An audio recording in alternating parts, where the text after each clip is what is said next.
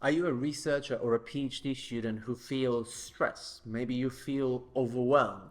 Maybe you feel like, you're on the verge of burnout because there are so many different research tasks that you have to do that you're getting to a point where you kind of think, I'm not going to be able to do it, right? It's just too much. And there are all these kind of negative emotions flying around. You're worried what your supervisor might think of your next chapter, or maybe you've received some negative feedback from your supervisor and you're just panicking and you're feeling very low and negative.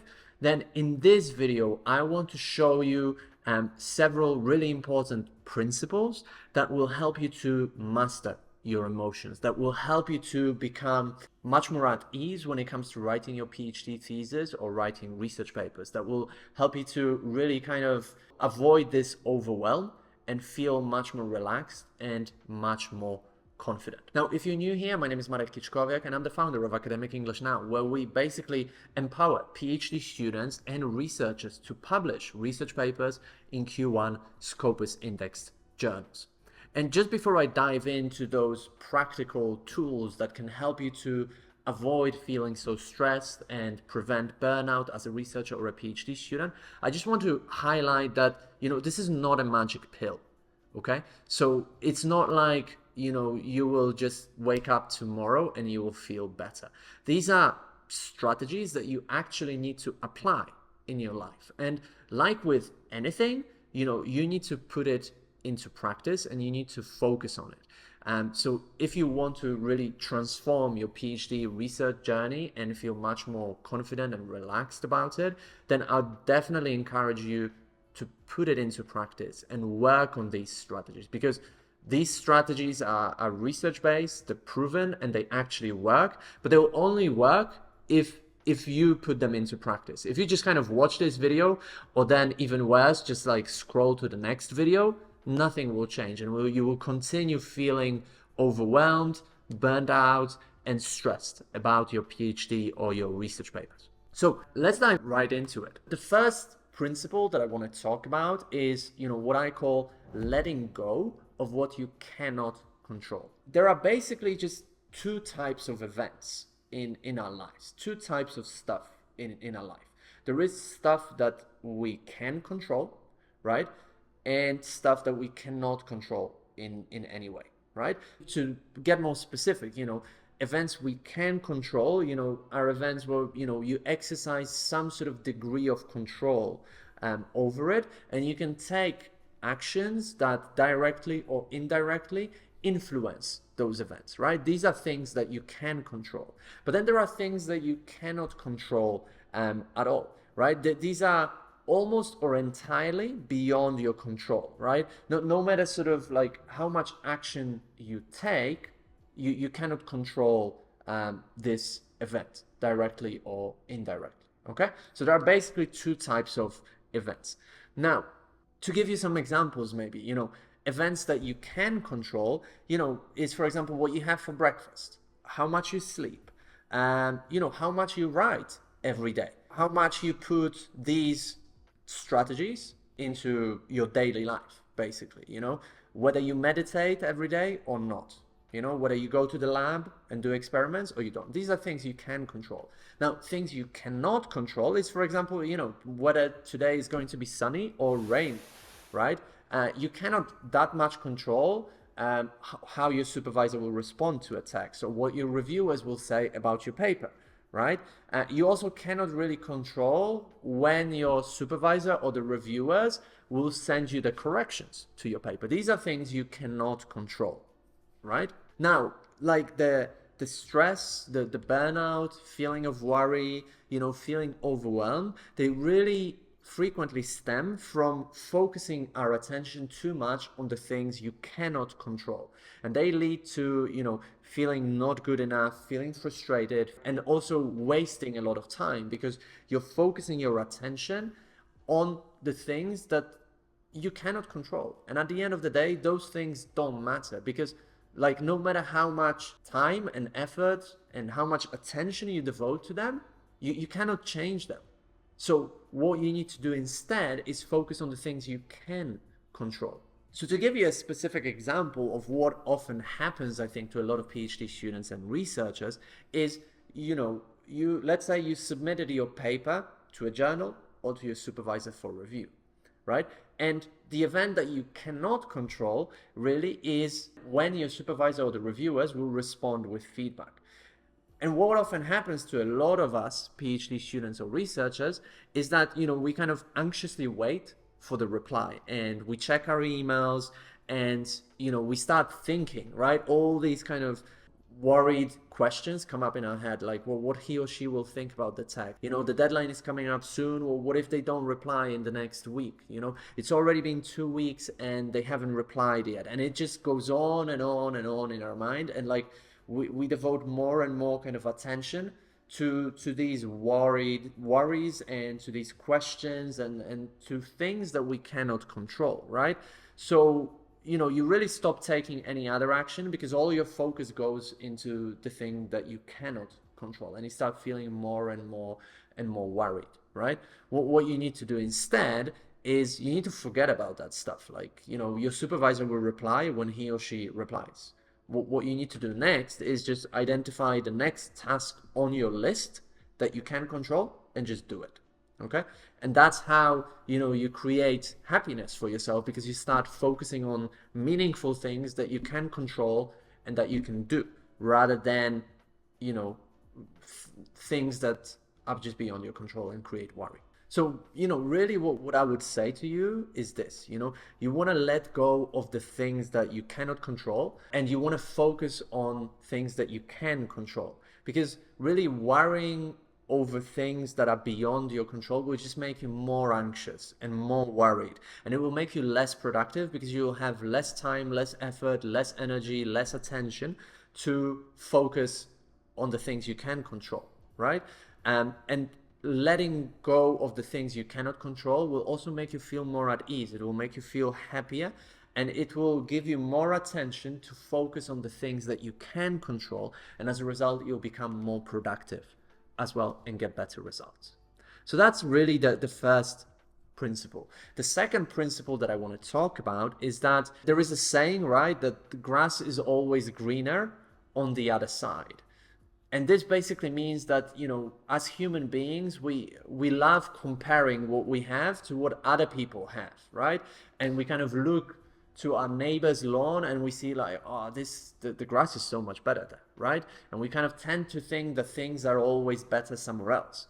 But that's not true. And that's really what leads you to worry and become anxious, right? Because you compare yourself to others too much. But really, what I would say to you and the principle is that the grass is always greener where you water it. So the grass will become green if you water your own lawn. Then your own lawn, and the more time you spend on your lawn, then the better it will become. Okay? So what people do is that, rather than think how they can improve their own situation right now, well, we try to instead compare ourselves to others and think about how other people's situations, other people's papers are so much better than ours, right? And as a result, you start feeling that your work isn't good enough. You start feeling like an imposter because obviously you're continuously comparing yourself and you're thinking, oh, the grass over there, that paper over there is so much better than my paper, right? Instead, what you really want to do is focus on your own grass to water, right? And on your own work and how to make it better, and forget about what other people are doing. So think about, sort of the most perfect lawn that you can imagine, right? Like an English lawn somewhere in an English palace or something like this, How did that lawn get so perfect? It's not that it's better just because it's based there, It's better because for hundreds of years, people have perfected it. They have worked on it, they have watered that grass, they have cut it, and they have really put amazing effort into that lawn. And the same thing happens to your papers. So how does a paper get into the best journal, and how does it become so good that, you know, when you look at it and compare it to yourself, you're going to think, I'll never be able to write like this. Well, research papers or theses become so good because people put tremendous effort into them. They water their papers like they water their lawns, right? And that's what you need to do, right? So the solution to your problems is not on the other side. The solution to your problems is right where you are right now. And you have the power to change your situation completely. You just have to water your grass a little bit more every day so that it becomes better and better and better, right? So, you know, you have to either work harder and more, or you have to focus better. It's either of the two things or both of them, that you work both harder and you focus better, right? And, you know, longing for some sort of imaginary greener grass and greener pastures on the other side just creates more anxiety. Okay, so focus on, you know, where you are right now and ask yourself, well, what can I do to make my grass greener? What can I do to water my grass today? And then just do it. Okay, and that will help you to, again, focus on things you can control and create more happiness for you. And it will also give you better results at the end. And the third principle that I want to talk about today to help you to become, you know, less anxious, less overwhelmed, less burned out as a researcher or a PhD student is what I call the habit of happiness. You know, research has shown that, for example, many criminals come from unhappy backgrounds, and they have had unhappy relationships with other people. You know, and also studies have shown that a lot of hostility is basically generated by our own unhappiness, meaning that the more unhappy you are internally, the more hostile you become to the outside world. And studies have also shown that happy and optimistic businessmen are more successful than pessimistic and unhappy businessmen, or everything else being equal, of course, controlling for all the other variables. So the point is that, you know, your happiness has a significant impact on your success or lack thereof. Okay, so it's not just some sort of emotion that you're feeling right now, whether you're happy or unhappy. It can have an important impact on the results that you get and on your success. Before I, you know, kind of explain how you can develop the habit of happiness and what it is, you know, I want to first dispel some myths, because a lot of people think that happiness is just something that you need to earn. In other words, like, you can only feel happy once you've achieved a certain goal. But what happens? Like, you know, we work towards a certain goal and we achieve it, and then, you know, usually we kind of immediately think of another goal, and that happiness is just illusory, and we never achieve that happiness that we're pursuing so hard. You know, that there is also this, you know, this thing that happiness should be a reward for positive actions as well, right? So we should only feel happy if we do positive stuff. Or, you know, some people might say to you that, you know, pursuing happiness is selfish, right? Because you're thinking about your own happiness, and as a result, you're selfish, right? But that's really not true. You know, you need to feel happy in order to be successful, right? And in order to lead a meaningful life. It's not selfish at all. And the happier you feel, the happier you can make other people. And the more unhappy you feel, as research shows, the more hostile you will be to other people. So it's not selfish at all, right?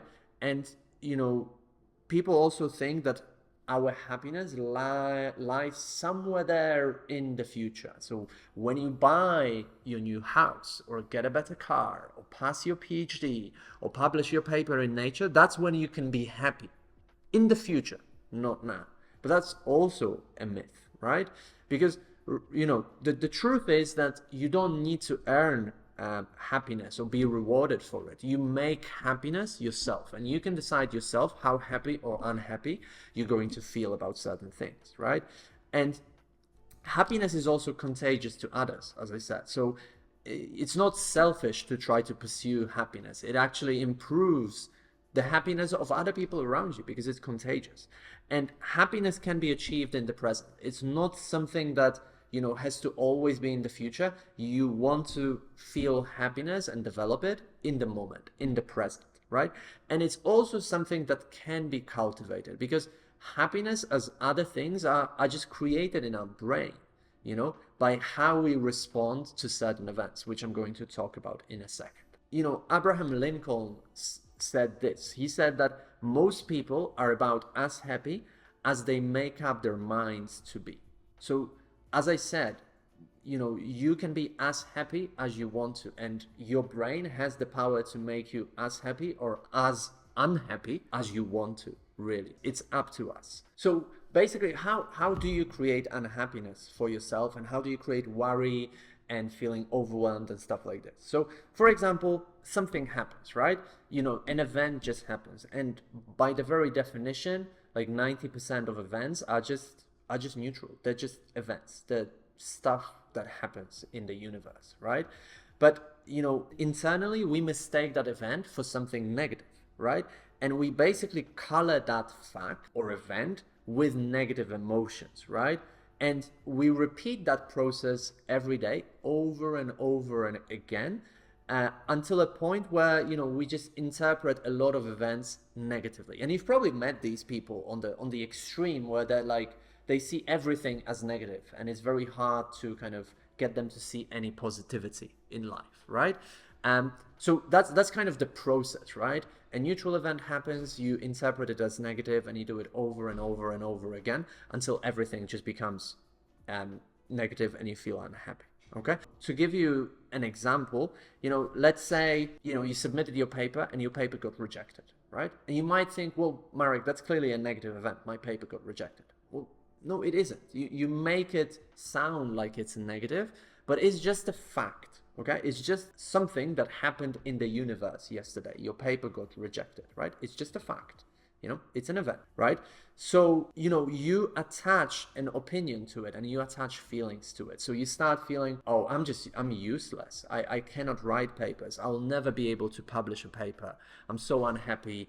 And then, do you know what I mean? Like you start kind of attaching negative feelings and negative emotions to a neutral event, because the fact that your paper got rejected is just neutral. It's just a thing that happened in the universe, right? Now, instead, you can put a positive spin on it. So you can say to yourself, cool, well, my paper got rejected. All right, let's see what they said about my paper so that I can make it better. After all, it is an opportunity to improve my paper so that I can submit it to a better journal tomorrow. And you see how that's completely different.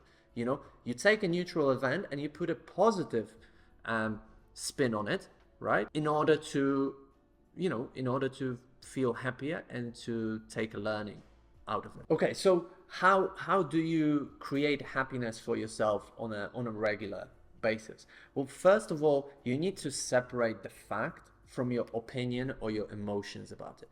Again, the fact that your paper was rejected is just a fact. It's something that happened in the universe yesterday, right? Your opinion about it, and that you feel miserable and you think the reviewers are, bad people, it's just your opinion of it. And you need to separate two things, right?